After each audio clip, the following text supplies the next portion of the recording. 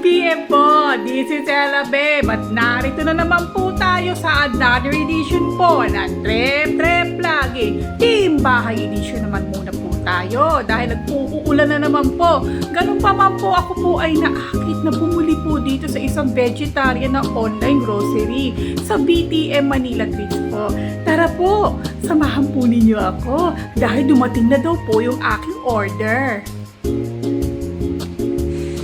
Dumating na po yung in-order ko po sa Vegan Treats Manila. Bali, supply ko po ng pagkain. Tinatamad na kasi ako umalis. Nag-uulan na naman po kasi. Kaya ayan po, tuwang-tuwa ako at kukunin ko na yung mga pinamili ko sa Vegan Treats Manila. Eto na po siya. Piniflex ko na po sa inyo yung aking pinamili na mga pang-ulam ko po para hindi na po ako bili ng bili sa labas at kung ano-ano pa po. Ayan po siya, pati po palaman nila, pinili ko din. Tikman po natin itong orange tofu. Ayan po, nilalagay ko na din po. Tapos po next, tikman naman natin itong paborito ko po ng mga masala na vegan. Ayan po, at ilalagay ko na rin po dito ang susunod kong titikman. Ito po siya, ang vegan pastil. Ayan, titikman na po natin. Niluto ko na po kaya lang hindi ko na po na-prepare. Hindi ko na po napakita po sa inyo kung paano ko po siya iningit. Ayan po, nilagay ko na po siya sa aking table dahil ako po ay gutom na. Ayan, grabe na po talaga. I-prepare na po natin at tikman na po natin isa-isa po ang mga ulam na aking pinamili sa Vegan Treats Manila. Binyagan po natin ang vegan masala. Ayan po, nilalagay ko na po kasalukuyan po sa aking mangkok. Yan, tikman po natin, kilalanin po natin siya. Di po ba? Yan, nilalagay ko na po siya. At ito po, binyagan natin. Yan, hinihimay ko na po ang karne na vegan. Yan, na vegan masala. Sarap-sarap po. Grabe talaga. Ay, nako, nagugutom na ang lola ninyo, sububo pa po muli. Next naman po natin ang pastil. Isa rin po ito sa aking mga paborito na una kong natikman sa bandang Quiapo. Yan, naglagay na po ako ng portion po na aking titikman po sa aking kanin. Yan.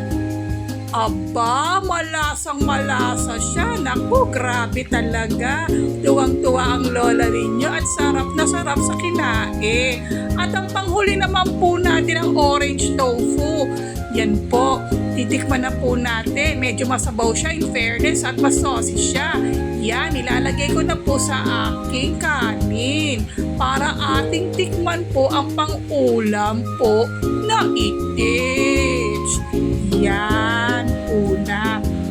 Tikman din natin yung sauce. Yan, ilagay na po sa kanin at talagang gutom na ang lola ninyo. At aba, ay kasaya-saya, sarap na sarap po ang lola po ninyo habang sumusubo po ng pagkain. At ayan na po, grabe na po ang kapusugan ko. At lumamon na po ako dahil sa sobrang gutom ko po. Late na po kasi, pasado 2:00 na po eh.